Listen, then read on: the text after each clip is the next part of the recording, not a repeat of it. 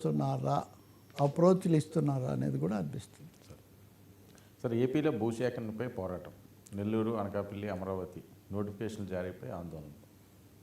ఇది పెద్ద విషయం అయిపోయిందండి. నిన్న మనము మాట్లాడాం బాబా రామ్దేవ్కు విశాఖలో అంతకుముందు ఆయన స్వరూపానందేంద్ర సరస్వతి భూమి ఇటు పంపించినాం.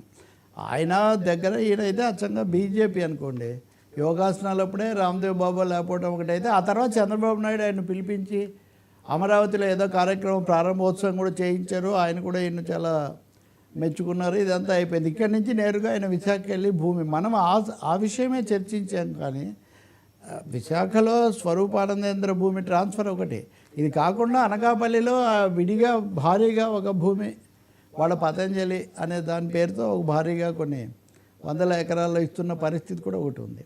రెండవది, గతంలో జగన్తో చాలా సన్నిహితుడిగా పేరు పొందినటువంటి షిర్ది ఎలక్ట్రికల్స్ వాళ్ళకి సంబంధించిన సంస్థకు నెల్లూరు జిల్లా ఉలవపాడు దగ్గర కరేడు అనే గ్రామంలో ఇవ్వటం. ఇది 8,800 ఎకరాలు సేకరించి మరీ ఇవ్వటం. ఈ ఒప్పందం గతంలో జరిగింది. ఈ ఒప్పందం అవినీతి భరితము లేకపోతే ఆశ్రిత పక్షపాతము, మీకు అనుకూలులు కాబట్టి అప్పుడు మీరు ఇస్తున్నారని కూటమి అంటే అప్పుడు తెలుగుదేశం జనసేన నాయకులు తీవ్రంగా ఆందోళన చేశారు, విమర్శించారు. ఇదంతా జరిగింది. ఈ స్మార్ట్ మీటర్లు అన్న దాంతో కూడా వాళ్ళకి చాలా సంబంధం ఉంది అనేది ఒక మాట. ఇప్పుడు దాన్ని కొనసాగిస్తున్నారు.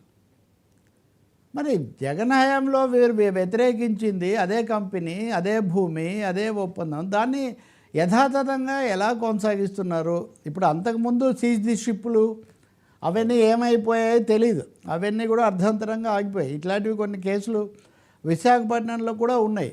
కాబట్టి అక్కడ అన్ని పార్టీల వాళ్ళు, అంటే కూటమి తప్ప కాంగ్రెస్, కమ్యూనిస్టులు, ఇంకా ఇతర పార్టీలు అందరూ కూడా ఈ కరేడ్ అనే చోట ఆందోళన చేస్తున్నారు. వాళ్ళ మీద గత నిర్బంధము, పోలీసులను ప్రయోగించడం ఇదంతా కూడా జరిగింది. వామపక్ష నాయకులు వెళ్ళారు, ఈరోజు కూడా వెళ్తున్నట్టున్నారు.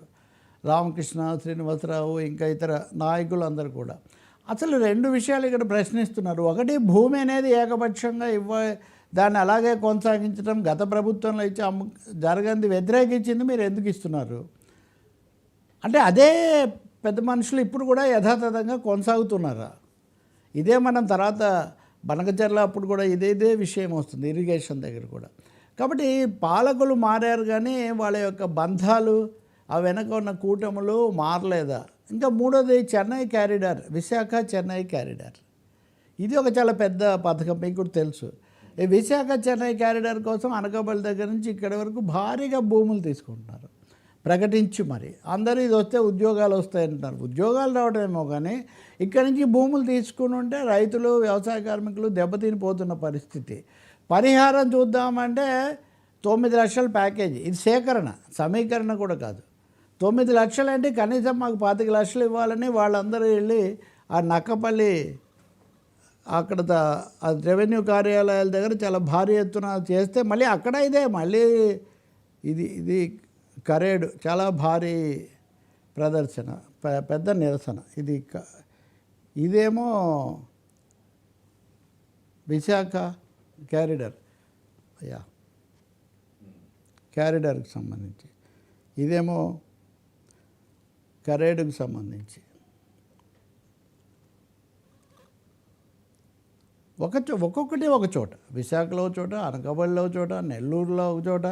ఇక్కడ మళ్ళీ అనంతపూర్, కర్నూలు దగ్గరికి వస్తే సోలార్ కోసం భారీ ఎత్తున తీసుకుంటున్న అంశం.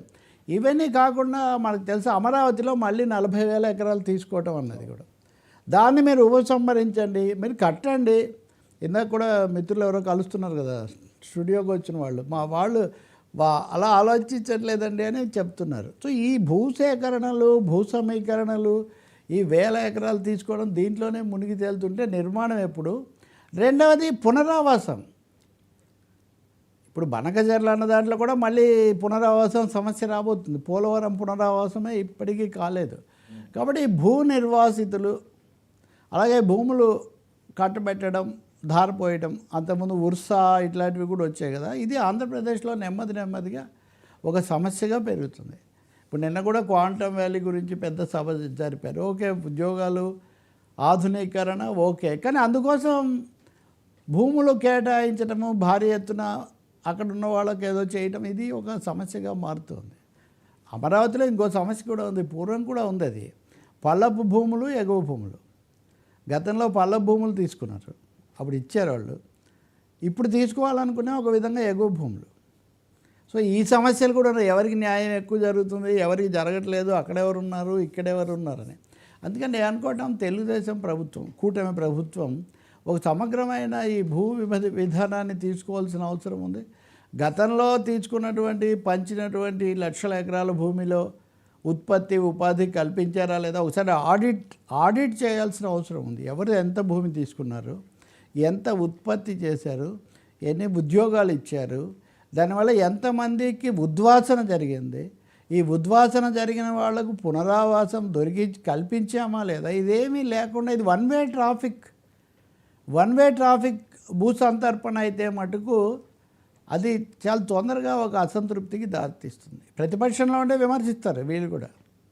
ఇప్పుడు ఉదాహరణకు ఉత్తరాంధ్రలోనే రాజశేఖర రెడ్డి కాలం నుంచి అప్పుడు చంద్రబాబు, తర్వాత మళ్ళీ వీళ్ళు, మళ్ళీ వాళ్ళు, ఇదే తతంగం మరి తీవ్ర స్థాయిలో ఉంది.